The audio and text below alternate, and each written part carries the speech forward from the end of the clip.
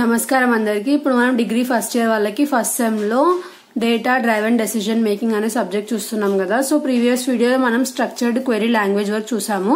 So ఇది ఒక computer language అన్నమాట. సో ఇలా కంప్యూటర్ లాంగ్వేజ్ అంటే ఏం లేదు, జస్ట్ కంప్యూటర్ కి మాత్రం అర్థమయ్యేలాగా మనం ఏదైతే ఇన్పుట్ ఇస్తామో అది మనకు అవుట్పుట్ ప్రొవైడ్ చేస్తుందో దాన్ని మనం కంప్యూటర్ లాంగ్వేజెస్ అంటాము. సో అలానే ఇక్కడ మనకి డేటా డెఫినేషన్ లాంగ్వేజ్ అనేది ఉంది. సో డేటా డెఫినేషన్ లాంగ్వేజ్ అనేది మనకి దేనికి యూజ్ అవుతుంది అంటే డిజైన్ చేయడానికి, స్టోర్ చేయడానికి, ఎక్కడ డేటాబేస్ ఆబ్జెక్ట్స్ లో మనము ఏదైతే డేటా ఉందో దాన్ని డిజైన్ చేయాలన్నా లేదంటే స్టోర్ చేయాలన్నా మనం డేటా డెఫినేషన్ లాంగ్వేజ్ ని యూజ్ చేసుకోవచ్చు. సో దీంట్లో కూడా కొన్ని కీస్ అనేటివి ఉంటాయి: క్రియేట్, ఆల్టర్, డ్రాప్, ట్రంకేట్, ఇంకా కామెంట్, రీనేమ్.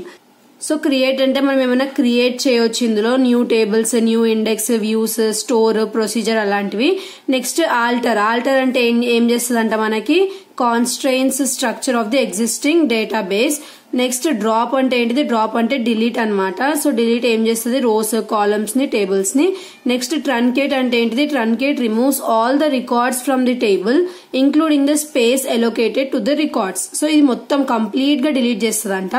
నెక్స్ట్ కామెంట్ అంటే ఏంటిది? It adds comments about the table or any objects to the data dictionary. Next rename అంటే ఏంటిది? It also renames the objects in database. So ఇది మనకి data definition language. Next data manipulation language. So data manipulation language అంటే ఏంటిదంటే ఇది డేటాని manipulate చేస్తుంది. ఇంకా దీంట్లో కొన్ని ఫీచర్స్ ఉంటాయంట. ఏంటివి? స్టోర్ చేసుకోవడం, మాడిఫై చేయడం, రిట్రీవ్ చేయడం, డిలీట్ చేయడం, అప్డేట్ చేయడం. సో ఇప్పుడు దీన్ని మనకి సపరేట్ గా క్లియర్ గా ఎక్స్ప్లెయిన్ చేసినారు. సో సెలెక్ట్ చేయడం అంటే ఏంటిది? సెలెక్ట్ అంటే మనకు ఆబ్వియస్ గా తెలుసు, సెలెక్ట్ చేయడము. నెక్స్ట్ ఇన్సర్ట్ చేయడం అంటే ఏంటిదంటే న్యూ డేటాని అక్కడ ఇన్సర్ట్ చేయడం. అప్డేట్ చేయడం అంటే ఏదైతే ఎగ్జిస్టింగ్ డేటా ఉందో అందులో కొన్ని మోడిఫికేషన్స్ చేయడం అప్డేట్ చేయడం అంటారు. నెక్స్ట్ డిలీట్ చేయడం అంటే రిమూవ్ చేయడం అన్నమాట రికార్డ్స్ లో నుంచి. సో అది మనకి delete. Next data control language. So data control language అనేది ఏంటిది మనకి? It controls the database security during multiple users data environment. The database administrator gives permissions to grant, revoke privilege on database objects and held responsible for security breach. So ఇది మనకి ఏం చేస్తుందంట? Security provide చేస్తుందంట multiple users use చేస్తున్నప్పుడు. So ఇందులో మనకి two అనేటివి ఉంటాయి. ఏంటివి అవి? గ్రాంట్, ఇంకా రివోక్. సో గ్రాంట్ అంటే ఏంటిది? యూజర్స్ మల్టిపుల్ యూజర్స్ యూజ్ చేస్తున్నారు కదా, సో పర్మిషన్ ని గ్రాంట్ చేస్తుంది, యాక్సెస్ ని గ్రాంట్ చేస్తుంది. రివోక్ అంటే ఏంటిదంటే remove users rights, remove user access rights or privilege to the database objects. So కొంతమంది యూజర్స్ కి మనం యాక్సెస్ ఇవ్వద్దు అనుకుంటాం కదా, సో వాళ్ళని రివోక్ కూడా చేయొచ్చు ఈ ఆప్షన్ యూజ్ చేసి. Next transaction control language. So transaction control language అంటే ఏంటిది? It controls and handles transactions to keep up the trust worthiness of the information with in SQL statements. So trust worthiness ని maintain చేయడానికి ఇది అనేది use చేస్తాం అనమాట. So ఇందులో మనకి ఎలాంటివి ఇన్వాల్వ్ అయి ఉంటాయి? Begin, commit, roll back, save point. So begin అంటే ఏంటిది? ఓపెన్ అ ట్రాన్సాక్షన్. నెక్స్ట్ ఏముంది? కమిట్. కమిట్ అంటే ఏంటిది? Save the transaction on the database. Next roll back. Roll back అంటే ఏంటిదంటే roll back the transaction in the database in case of any errors. So ఒకవేళ ఏమన్నా errors ఉంటే దాన్ని మళ్ళీ రివర్స్ లో చెక్ చేస్తాం కదా, రీచెక్. సో దాన్ని రోల్ బ్యాక్ అంటాం. Next save point. ఒకవేళ లేదు, రోల్ బ్యాక్ చేసినప్పుడు ఎటువంటి ఎర్రర్స్ ఏం కనిపించలేదు అంటే మనం అప్పుడు ఏం చేయొచ్చు? దాన్ని సేవ్ చేసుకోవచ్చు ఆ డేటాని. సో ఇది మనకి దేంట్లో వచ్చినాయి? ఇవన్నీ లాంగ్వేజెస్ కింద. సో ఫస్ట్ SQL చూసాము, తర్వాత డేటా డెఫినేషన్ లాంగ్వేజ్ ఉంది, డేటా మ్యానిపులేషన్ లాంగ్వేజ్ ఉంది, డేటా కంట్రోల్ లాంగ్వేజ్ ఉంది, ఆ తర్వాత ట్రాన్సాక్షన్ కంట్రోల్ లాంగ్వేజ్ ఉంది. సో జస్ట్ ఇవంటే ఏంటివి, ఇంకా దాంట్లో ఇన్వాల్వ్ అయి ఉన్న కీస్ ఏంటివి అని చెప్పి మనం గుర్తుపెట్టుకోవాలి. Next purpose of SQL.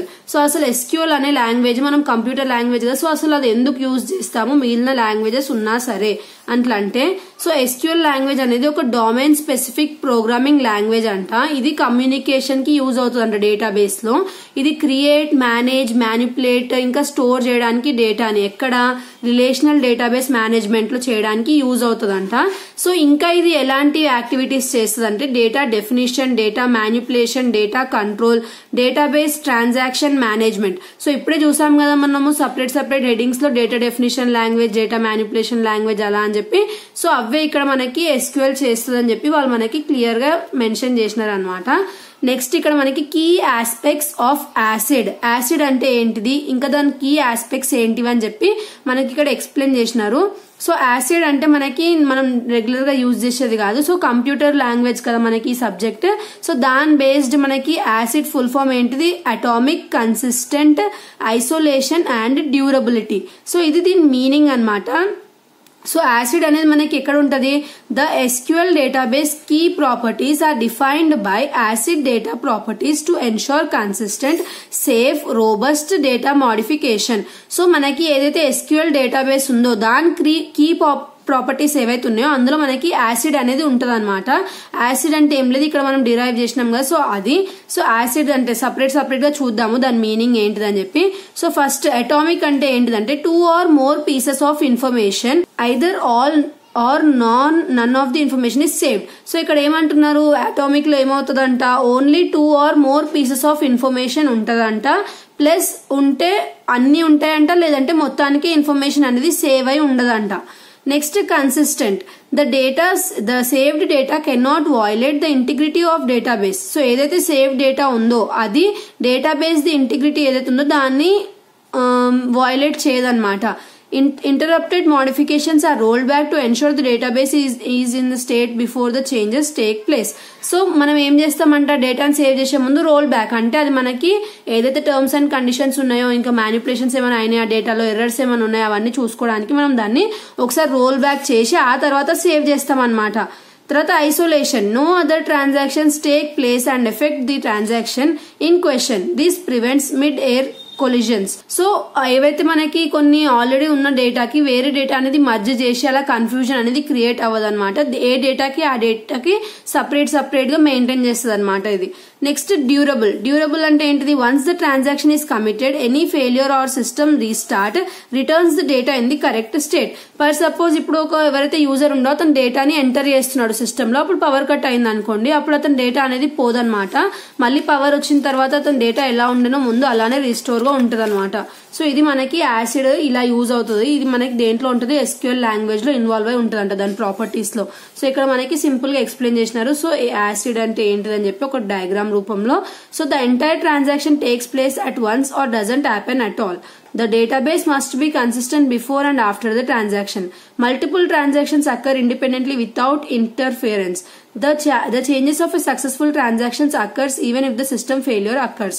So ఇది మనకి సింపుల్ గా ఒకవేళ మొత్తం హెడ్డింగ్స్ అన్ని నేర్చుకోవాలని లేదంటే ఈ డయాగ్రామ్ లో ఏదైతే ఉందో దాన్ని ఇట్లా చూసుకొని మీరు మీ ఓన్ గా దాన్ని ఇంకా లాగ్ చేసి రాయొచ్చు.